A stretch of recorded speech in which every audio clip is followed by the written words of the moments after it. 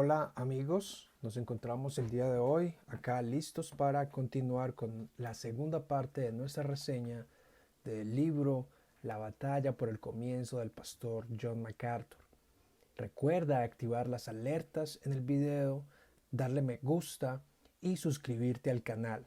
Espero que seas edificado, seas inspirado a investigar más, a acercarte más a la palabra de Dios y acercarte, por supuesto, más al Señor y a estos temas que pueden ser de tu interés.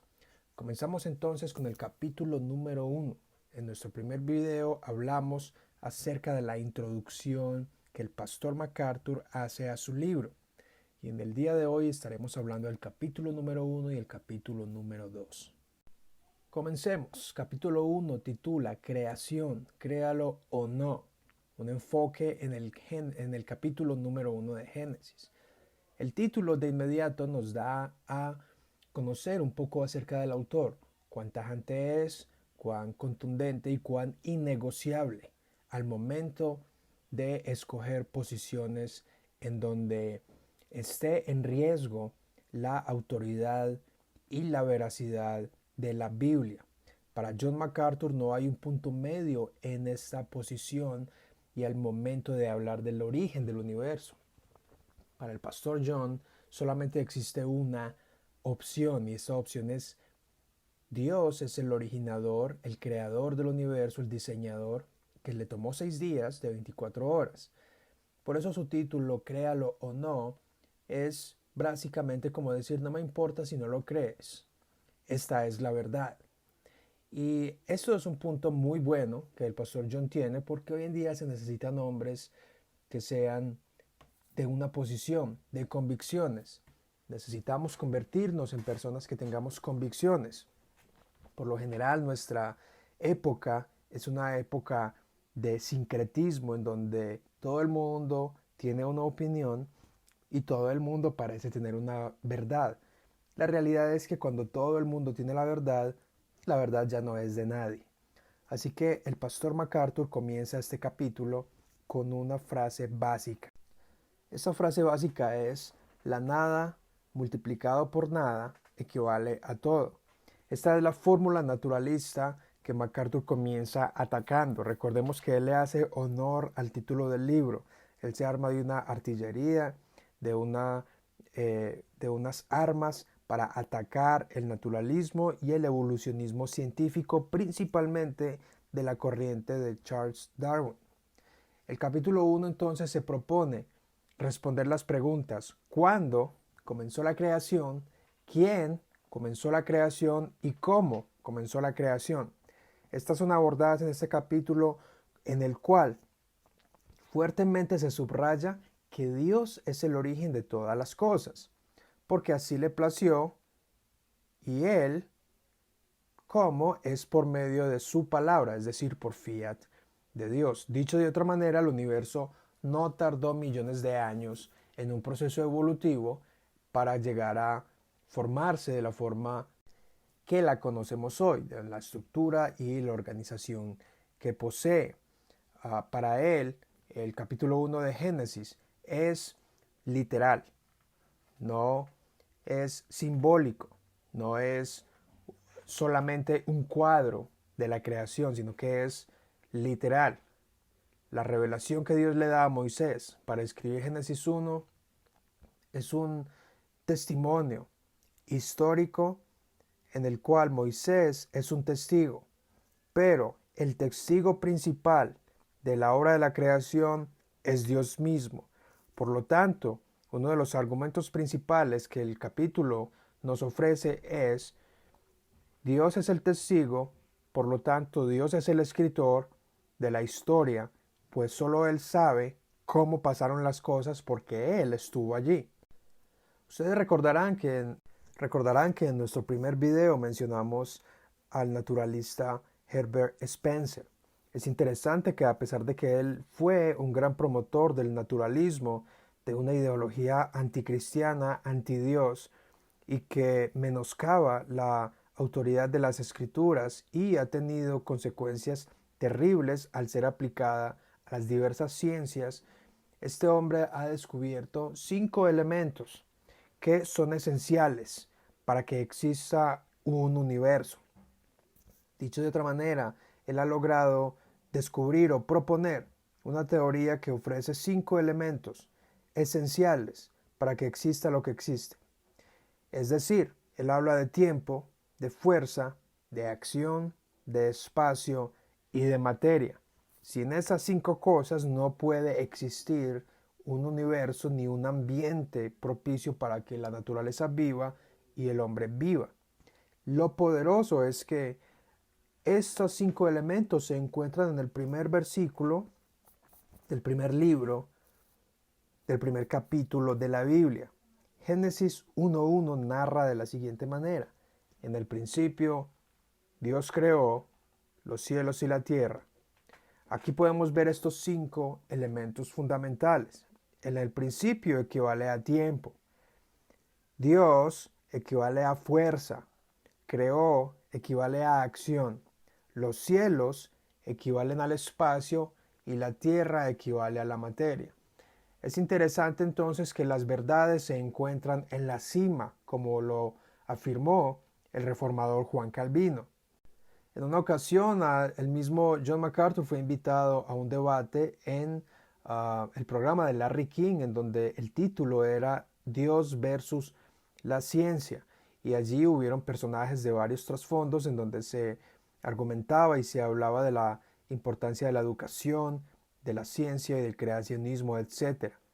Lo interesante es que generalmente parece que en la comunidad científica y en la sociedad en general y en las mentes de la mayoría o un gran número de cristianos, la Biblia contradice la ciencia. Esto es un error terrible, porque estamos negando que Dios es el dueño de la verdad. Si Dios es verdadero, es fiel, entonces todas las verdades provienen de Él. Primero que todo, la Biblia no es un documento científico. La Biblia es una revelación, es la revelación de Dios de su plan redentivo, pero incluye verdades que tocan cada aspecto de la vida humana, y en este caso el aspecto científico. Por lo tanto, si la ciencia descubre algo que es verdadero, la Biblia lo apoya y jamás lo va a contradecir. De esta manera, el apóstol Pablo en Filipenses capítulo 4 dice: si hay algo bueno, en esto pensad. La ciencia es algo bueno y jamás contradice la Biblia. Así que el pastor John MacArthur manifiesta que esto es una gran evidencia para creer y para tener la convicción de que el universo fue creado por Dios. Por eso él afirma créalo o no. El autor afirma: el naturalismo es una fórmula segura para la futilidad y el absurdo, que borra la imagen de Dios de nuestra identidad como miembros del género humano, lo cual conduce sin remedio al desprecio de la vida humana, el menoscabo de la dignidad humana y el trastorno de la moralidad. Lo que él está diciendo aquí es: creer que Dios es el originador, el autor del universo, trae dignidad humana y beneficios al mundo. El no creerlo traerá consecuencias dañinas y destructivas para el mundo. Aquí entonces uno puede percibir la pasión con la que él escribe estas palabras, al ver una iglesia que prácticamente ignora o no es educada en las enseñanzas fundamentales de Génesis. Por lo general, cuando alguien está recién convertido o está interesado en la Biblia, ¿qué es lo que le recomendamos? Que lea el Evangelio de San Juan. Pero entonces, ¿por qué Dios nos dio la Biblia completa? ¿Acaso solo el Nuevo Testamento, solo porque habla de la encarnación de Cristo y de sus obras en la tierra, es más importante que el Antiguo Testamento? ¿Por qué Dios puso Génesis y la creación del primero? ¿Acaso eso no debe tener el primer lugar en la educación de nuestras mentes, de nuestras familias y de la sociedad? ¿Acaso no deberíamos ir al principio? Entonces, cuando MacArthur enseña este libro y lo escribe, busca recuperar la veracidad, confiabilidad y autoridad y supremacía de las escrituras sobre la ciencia. Para él, buscar una convicción o una verdad científica de los orígenes La ciencia no añade absolutamente nada a ello. Ya Génesis lo relata de manera detallada y específica. Por supuesto que la ciencia va luego a darnos más detalles de el cómo funcionan las cosas, pero no nos puede decir el por qué ni el cuándo. Entonces, en este capítulo, MacArthur acusa al naturalismo evolutivo de producir movimientos antihumanos, antidios, que al negar que el universo es el producto de la palabra de un Dios trascendente y personal, la consecuencia inevitable es el absurdo. Por ejemplo, él cita a la señora Ingrid Newkirk, quien es la fundadora de PETA, una organización norteamericana que aboga por la defensa de los derechos de los animales. La señora Ingrid afirma, no existe base racional para decir que un ser humano tenga derechos especiales. Y escuche, una rata es un cerdo, un perro y es un niño. En una entrevista para el Washington Post, ella afirmó que las atrocidades de la Alemania nazi no se pueden comparar con el sacrificio de animales para la obtención de comida. En otras palabras, lo que ella está diciendo es que el comer animales o matar animales, si usted come pollo o res o otro tipo de animal que le produzca usted carne para consumirlo, eso es peor que poner seres humanos dentro de una cámara de gas como lo hizo la Alemania nazi en la Segunda Guerra Mundial.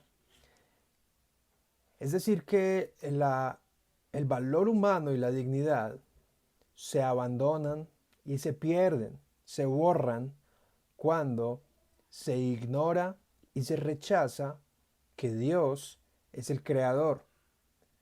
No es sorpresa que los movimientos que defienden a los animales también defiendan la terminación del embarazo a cortos y largos periodos de el proceso de nacimiento, sino también la eutanasia y la voluntaria y pasiva. En otras palabras, si Dios no es el autor e iniciador de la creación, incluyendo la vida humana, entonces no hay razón para creer que los seres humanos tienen una dignidad superior al resto de los seres vivos. El autor continúa con una gran crítica sobre el azar y la casualidad. Para él, el azar y la casualidad no existen. Su fórmula inicial, su crítica a nada más tiempo igual a todo, es simplemente ridícula. El azar, los dados, no funcionan dentro de una eternidad. Tal como lo mencionamos en nuestro primer video cuando abordamos que Carl Sagan le atribuye al universo características divinas como la eternidad, etc.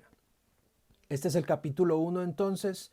Ahora vamos a continuar con el capítulo número 2. El capítulo número 2 titula ¿Cómo sucedió la creación? La creación del universo sucede por orden de Dios, es decir, por fiat de Dios. El autor cita a Hebreos 11, versículo 3, el cual, escrito muchos años después de la primera venida de Cristo, afirma, por fe entendemos, nótese el énfasis en la mente, en la comprensión, haber sido constituido el universo por la palabra de Dios, de modo que lo que se ve fue hecho de lo que no se veía. El universo fue hecho de la nada. La fe no es ciega, sino que por medio de la fe se entiende con la razón que las cosas fueron llamadas a la existencia por orden de Dios, pues solo Dios ha existido siempre y no se puede decir que existía la nada, sino más bien lo que no se veía, y lo que no se veía vino a la existencia. La fórmula divina de orden, su fiat, es y dijo Dios. Ahora, en este capítulo él aborda una ideología muy interesante llamada uniformismo.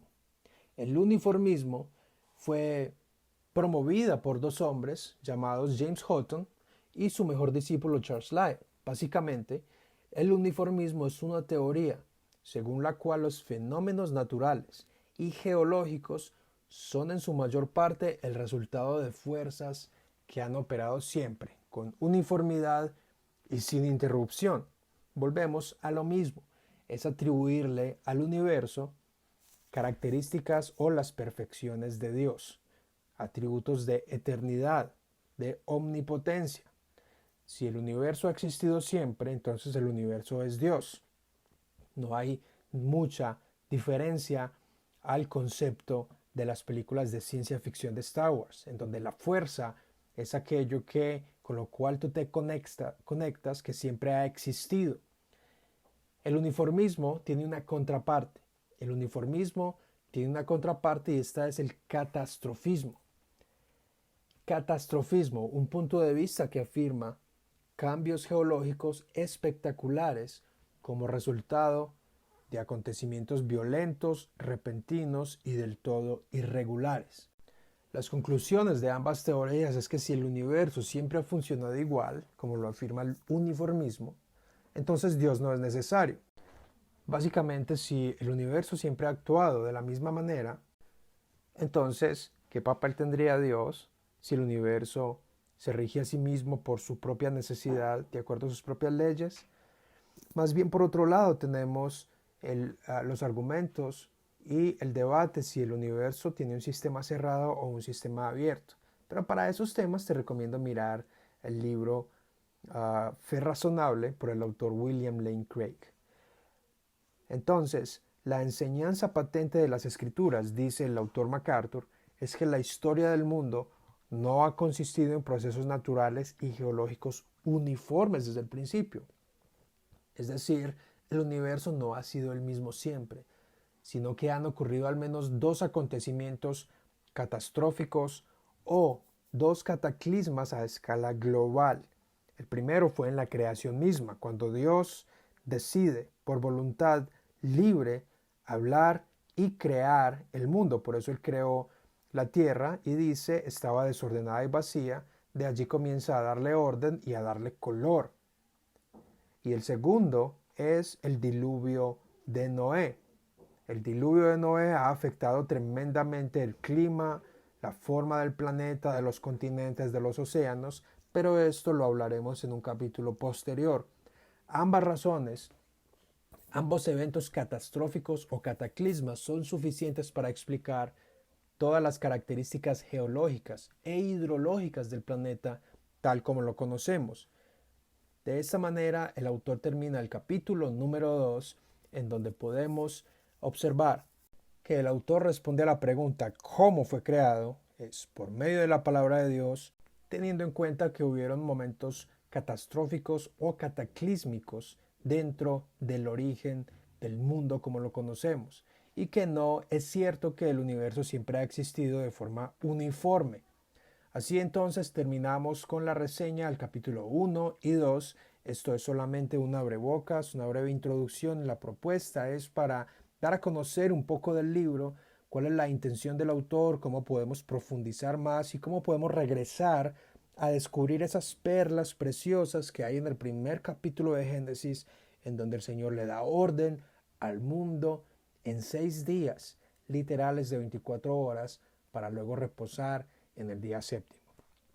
Próximamente estaremos entonces con la tercera reseña, en donde iniciaremos con el capítulo 3 del libro, que titula La luz en el día primero. Este capítulo es súper interesante porque allí vamos a hablar de cómo funcionaba la luz y cómo es que Dios crea la luz en el primer día, pero la luna, el sol y las estrellas son creados en el cuarto día.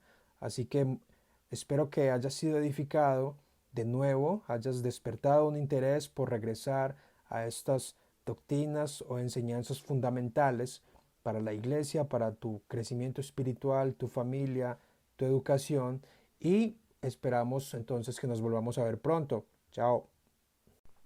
No olvides darle clic aquí al final del video para ver la reseña anterior en caso de que no la hayas visto. Recuerda comentar con el propósito de edificar a otros con respeto y en amor. Chao.